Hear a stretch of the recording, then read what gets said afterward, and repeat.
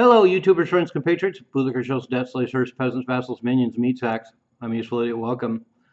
This is going to be the third in my series of a big economic crash coming, and of course that becomes even more apparent on days like the last two, where the stock market lost over 6% of its value in 2 days. And a lot of this, of course, has to do with the trade wars and the tariff wars, which are only going to exacerbate the rotten foundations of our economy, and that's what I'm going to talk about today. So I already did a video about all the warnings we've gotten, and I did a video about how we got to where we are, and now I'm going to talk about where we are. And I'm going to be going through a lot of figures, and your eyes are probably going to glaze over because the foundations of the economy are rotten. We have several presidents in a row, Obama and Trump and Biden, and now Trump again, talking about how great the economy is. And there's a big difference between the fantasy world of the stock market and the real economy that everyone else lives in. And it's an inconvenient truth, and it's a 800-pound gorilla in the room. And things are pretty bad, as anybody out there knows that's in the lower or middle classes. Everybody's under a lot of pressure. And it didn't help that the cost of living went up 32% since 2017, which only adds to the problems. And so we're at a breaking point. And so from what we see in the stock market and the trade wars and the underlying rot in the economy, we're set up for a big crash. And I've been on doom watch for 20 years now, at least since the 2007, 2008 crash, where nothing was fixed.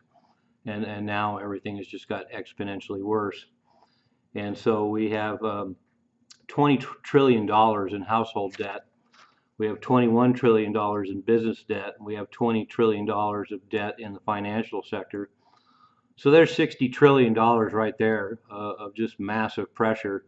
Everyone's completely leveraged in borrowing, and this huge amount of debt, and just like the debt of the country, the United States, it has to play out sometime, and these numbers are not going down. And of course, we also have everything exacerbated by the 2021 pandemic, when there was a ton of spending and borrowing and printing and speculating going on. And that's part of the problem, these huge, massive programs. And this is all the stuff that led us to the inflation we have now. But a lot of spending, and then everybody borrowing, the financial sector, the business sector, households, all borrowing to the point we've gotten to $20 million in debt for each of those sectors. And then on top of that, just massive money printing. And that's directly led to the inflation we have now. And then all the speculation. So in all this economic volatility and all this borrowing, there's been mass speculation. So between the stock buybacks and massive speculation and risk taking, that's all happening at the same time. And of course, with that much recklessness and volatility, something will give at some point, and that's why a big economic crash is to be expected. And then and speaking of which, during the pandemic, we lost $800 billion in GDP, and we spent $6.6 trillion in COVID bailouts. And so that's where we're at now. And so we have credit card defaults are up 60% since 2021, up to $1.2 trillion now. We have a 7% delinquency rate, and the same thing applies not only to households but also to businesses. So there's a massive amount of delinquencies coming right now, and that is a good thermometer for the kind of pressure that we're having, and the economic pressures on the lower classes and the middle classes. Of course, we're not talking about the top 1% or top 10%. We're talking about people in the real world, and they're having a hard time making ends meet. And with inflation, that's what's going to lead to these delinquencies in credit cards. And then car repossessions are the highest since 2009, 1.73 million cars. It's doubled in the last 2 years. And the number of people behind on their auto loans is 6% now, which might not seem like a lot, but it's the highest in history. And with between the bump up in interest rates and inflation, the average car payment is $742 a month, and most are $1,000 or more. And with economic volatility and problems making ends meet, $1,000 a month car payment is going to be a real problem. And even with used cars, the average price is $520 a month, and most of them are around $700 a month. So just car loans and credit card debt, we're just seeing the beginning. We're at 6% now. Wait till we reach 10% or 15%, and when we get in that kind of territory, that's when we have a domino effect. People defaulting on their loans, and then all of a sudden, all these asset-backed securities go sour, and there's all this leverage and risk-taking, and it just creates a domino effect. And so the factors that led to the 2007-2008 crash are happening again, only on steroids. And then we have $2 trillion of commercial real estate debt, and 70% of that is held by regional banks. So that's another reason why we could see a lot of small banks go out of business, like we did in 2007, 2008, and during the savings and loans crisis years before that. And also, as far as the market, we've had this real retail collapse the last 20 years. Sears, Kmart, Penny's, Macy's, Walmart, Rite Aid, CVS, Walgreens. 5,000 stores closed just in 2024. And we're going to see a lot more of that in 2025. And then, of course, this whole retail collapse has been going on the last 20 years. And so the commercial real estate crisis is going to be upon us soon. They kept pushing the can forward and refinancing these loans and rolling them forward, but pretty soon there isn't going to be anybody left to take over the spaces in the malls or take over the empty office space, and we're going to reach a crisis with commercial real estate. We have the slowest retail estate market since 1995 because of affordability issues.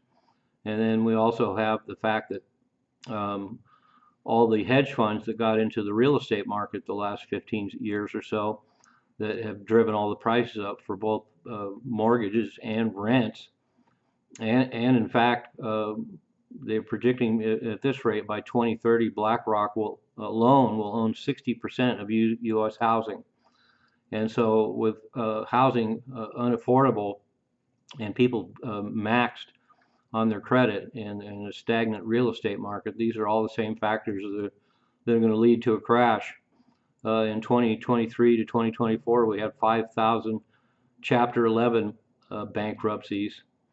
And so the amount of bankruptcies and the amount of closings are going to accelerate. And then, of course, with these trade wars we have right now, that's only going to be exacerbated as well. So we have repossessions are up 23%, evictions are skyrocketing by 100%. 90% or 40% of all Americans are behind on all their bills. 37% are maxed out on all their credit cards. 100 million people are not paying their bills, and as I pointed out, even in addition to the mortgages, rents are up 30% in the last 4 years. So cost of living has gone up in general 32%, and then rents have gone up 30% as well. And then we have credit scores tanking.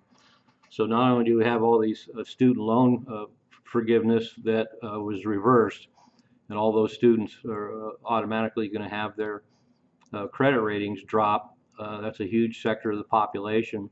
They won't be able to get credit. And of course, we also have credit lines being either cut back or eliminated.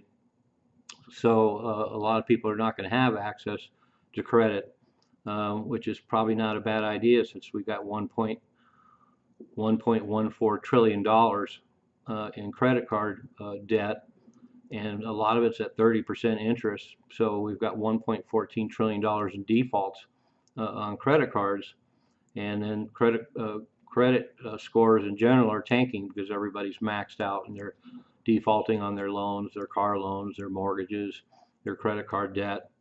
So banks are slashing their credit lines. So when you have a credit retraction. That's another one of those things that leads to economic calamity and the potential for a crash. Half of all small businesses are behind in their rent. Restaurant bankruptcies are the biggest in history. 22 million jobs at stake. Industrial production is crashing, and moving forward, they're speculating that 45,000 stores are going to close. And so these are the kind of pressures that are on just mom and pop and regular people. And as I pointed out, with all these kind of pressures, particularly with inflation, which is not abating, and now we have the trade wars, and we have everybody maxed out on their cards, we have everybody behind their payments on their mortgages, their credit cards, their auto loans, and we have massive stores closing.